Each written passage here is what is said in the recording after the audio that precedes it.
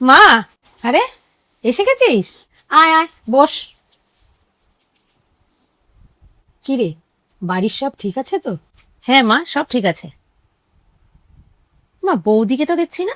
কোথায় আবার, কাজে গেছে।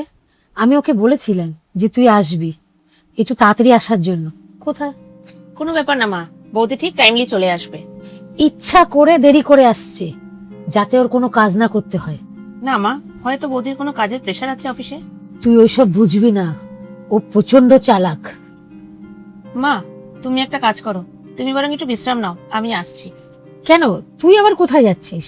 তুমি বসো না মা, আমি এসে বলছি।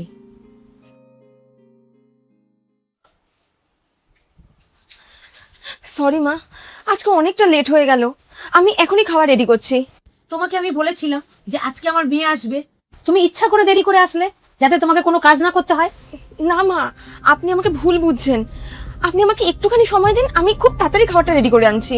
কখন তুমি সবজি কাটবে আর কখন বা তুমি রান্না করবে? আরে ওর তো খিদে পেয়ে গেছে, ওকে তুমি কখন খেতে দেবে?